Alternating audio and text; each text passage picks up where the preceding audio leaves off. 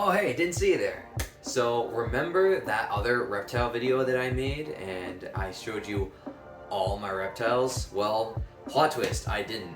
So, today, I'm gonna walk you guys through the rest of my reptile collection. Ooh, I have more than just was in my room. So, yeah, we're just gonna dive into it. Alright, so, right here we have my blue-tongued skink and my boa. These guys are both pets of mine that I've had maybe for the last couple years since 2020. I don't have any plans to breed them. I don't know if I ever will, honestly, but let's start with, so this guy, this is Adonis. And if you get the reference, you're a homie. But yeah, this is Adonis, my blue-tongued skink. I don't even know if he actually is an Adonis. He might be an Anastasia. I don't know his sex, but that's okay. This environment here, this is a 4x2 by 1.5 or something. A Zen habitat.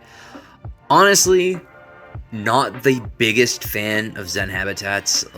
They're alright, but they're just not as secure. But it's alright. This is still a good enclosure for this guy since he doesn't climb. But he definitely uses all the space, so that's cool. Right now it's a little bit dry because his misting system is malfunctioned and the hoses have clearly fallen, but that's only because the misting system hasn't been fixed, so I'm not gonna fix the hoses until that's done. But honestly, I love blue-tongued skinks. They're such derpy animals. Adonis is shedding right now, so I'm not gonna take him out or anything. I'll just let him be, and he's not really feeling the vibes right now, but he is one of my favorite animals. And this is Rocky Balboa. He is my boa constrictor, and he's pretty big. He's not fully grown yet by any means, but he's a chungus. I got this guy from a friend of mine a couple years back. He was moving a lot and in the military, so I took this guy in. Shout out to you if you're watching this. You know who you are. But let me try to take out Rocky Balboa. Excuse the pun. I haven't honestly held Rocky in a hot minute, so I wonder if he's gonna think feeding response right now. But he is a chungus. Hold on. Oh, you gonna freak? Oh, okay. I don't trust him, even though he hasn't bitten me. I don't want to provoke a food response. So uno momento. All right. So this is Rocky Balboa. Honestly, he's probably my favorite snake. I'm not gonna lie. He's pretty dope. Boas just have a different vibe and a different personality. Let me try to get close to him in the camera. But boas just have a different vibe than ball pythons, the snakes that I've had predominantly for a long time. This guy is fairly chill considering how I don't really hold him a whole lot, honestly. But he's pretty chill. I just woke him up right now. I haven't fed him recently or anything. He's probably expecting food. The bigger they get, the less you have to feed them. I read in some article, a scientific article, not some bullshit, but I read in an article that with boas, once they're juveniles and subadults, you don't actually need to feed them as often, which is true for all snakes, but with boas specifically, they actually grow quicker the less you feed them, which is kind of weird. And I don't know if I buy that, honestly, but it kind of holds true because this guy is pretty big, and I feed him maybe every couple of weeks, maybe once a month if I'm traveling or something like that. And his growth has definitely exploded because he was a hatchling at a year old when I got him. He was hatchling sized, and now here we are 3 years later, where he is now. I was just recently at the Tinley Reptile Expo, and I saw some blood red boas, and I think that getting one of those eventually would be the only way I breed this guy, because honestly, I just enjoy him as a pet. And I don't want to get rid of him unless I really have to, because he's really dope. Look at this guy. He is awesome. Oh man, one more little look. Hopefully you guys can see this. All right, next I will go through my baby ball pythons, or subadult, whatever you want to call it. Some of these I produced myself. Some of these I'm raising up. Don't mind the mess here. I was in the middle of cleaning, so almost everybody here is in tip-top shape for this video. Everybody's freshly cleaned, and I'll be feeding them this weekend. So this guy is a black pewter, and I believe he is going into shed right now. You can tell because of how his eyes are nice and blue. You can kind of see it through the camera. A black pewter consists of a black pastel and a pastella, I think? Maybe? I don't know, to be honest, offhand, but I'll post it right here. Honestly, this guy was in the first clutch that I ever hatched. He was one of 4, and I honestly love his pattern so much. Even though he didn't fit into any plans that I had, I kept him because he's just really cool. I really dig his coloring. So I'll put him back now. He's gonna outgrow this hut soon.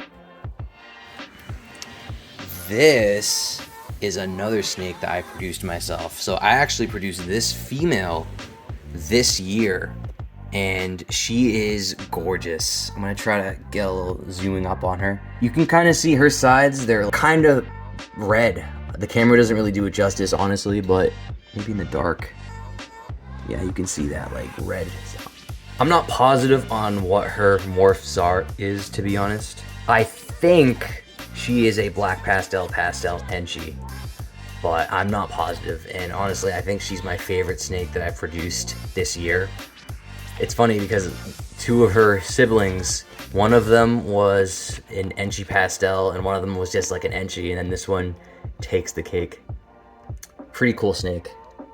So I didn't get to her drawer yet, but this is my female pastel that I also produced this year. This is the only other holdback that I have. Honestly, that might change very soon because I'm downsizing on my ball pythons like yesterday. So, but yeah, nothing too crazy. I'll just lift the, oh, she's like, let me just, there she is. Yeah, she's a pastel. Pretty cool though. This is my cinnamon lesser female. I didn't produce her myself. As you can see, she's pretty big. I bought her last year at the New England Reptile Expo from a small-time breeder, so that's kind of cool. She's pretty. I'm going to show you the next 3 snakes are a part of my project that may or may not be abandoned within the next 6 months, but they are a part of a project to produce blue-eyed Lucies. They're really the only ball python morph that really appeal to me. The other ones that I have are just kind of like, I don't know, I've been winging it, honestly. And blue-eyed Lucies are the only morph that are in demand right now that are like, that I think are cool. So that's what I'm breeding. This guy is just a lesser, but what makes him pretty special is that he is the son of my ball python Stretch that I showed you in my last video. But Stretch is the first snake that I ever bought, so this is his like legacy, I guess, you know, which is kind of cool. Assuming that I follow through on this project, the lineage of my very first snake would eventually be blue-eyed Lucies, which is kind of cool. This is my female Mojave. I have 2 female Mojaves. Really cool snake. Nothing insane, but very pretty. I'll put her back in the thing. Half my snakes are gonna outgrow their damn huts like yesterday, but that's alright. Real quick, this is the other Mojave female that I have. She looks identical to the one I just showed you because they're sisters, but yeah, still pretty cool. So this is a snake that I produced last year, and honestly, I think he looks really, really cool, but he doesn't fit into any of my projects. So as the time of filming this video, he is for sale and has been for sale for a freaking long time. He is an Enchi Black Widow ball python, as far as I know. Unfortunately, the Black Widow gene also has the spider, and even though I think it looks beautiful, the demand for anything with spider in it is definitely not what it was like 5 to 10 years ago. And it blows, because I think that spiders are a beautiful ball python morph, even though they have the neurological wobble. I can make another video on that. Drop a comment if you don't know what that is. If you know what that is, well, yeah, I guess you understand. But yeah, this guy is for sale. He's a really cool snake. I think he looks super pretty, almost like a bumblebee, but not. This is a Black Widow. This girl looks exactly like her mom, Daenerys, or Dany, that I showed you in my other reptile video. If you haven't seen it, check it out. But yeah, I'm not gonna disturb her or anything. This video is probably gonna be too long with all these friggin' ball python morphs.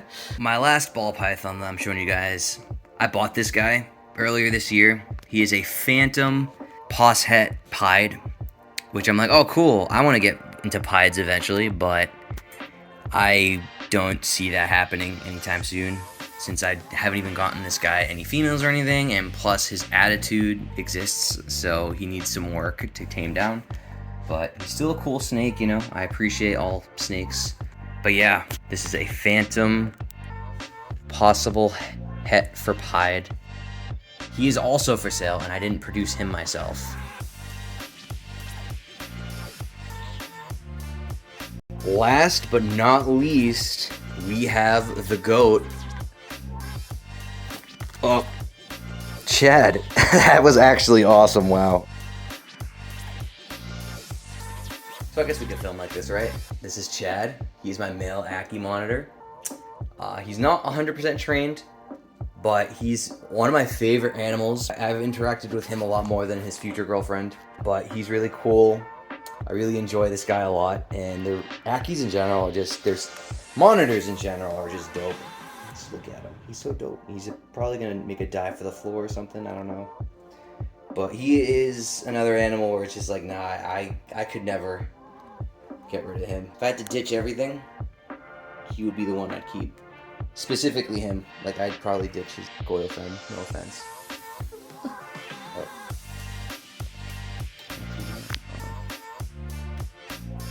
Alright, I just put him in his tank now. Yeah. But yeah, this is Chad. He is in a 4x2x2 Zen habitat. And funny story, this monstrosity right here is a 6x2.5 by 4 foot tall enclosure that I had custom built for both Chad and Stacy, who's the Ackie that I showed you in the last video. But the thing is too big for my soon-to-be apartment. So yeah, this has got to be sold. Kind of blows because I invested a lot of money into this enclosure, but what are you gonna do? Bonus content of Chad as he like tries to tripod. Ackies are so dope. One of my favorite animals I've ever worked with. I hope I never have to. Hope I never have to get rid of you. Oh. So this is a little bonus clip of my gargoyle gecko. He's kind of out right now, so I'll give you guys a little peek of him. This is the first gargoyle gecko I've ever had. He is probably 4 years old now. He's a good chungus. Look at him. Look at that face. Figured you guys deserve to see him after I forgot to get fought. Well, that's it. I figured you guys deserve to get footage of him since, you know, I totally forgot last time. But it's nighttime right now, so he was out. But yeah, I just wanted to end the video with Chad over here. I don't even think you can see him, but I hope you enjoyed this video. These are actually all of the animals that I have currently, and it's gonna be wild because soon I am going to be moving, and I'm only going to be able to take so many animals with me into my apartment right away. Some of them I'm going to have to leave here temporarily until I figure something out, but I will be showing you guys how I finesse that, and I'll probably make other videos on like how I finesse traveling with as many reptiles as I have and stuff like that. So I hope you guys enjoyed this video. Like and subscribe if you want to see more reptile content. You guys really loved my last video, so I can definitely like do more on my animals. I know there's a lot of resources online on how to care for everything. It's kind of been a downer on my end to make content like that because there's so much of it already available. But yeah, I will catch you guys on the next one. To end on a positive note, here's Chad, patiently awaiting the food that will come in the next like hour. What a homie.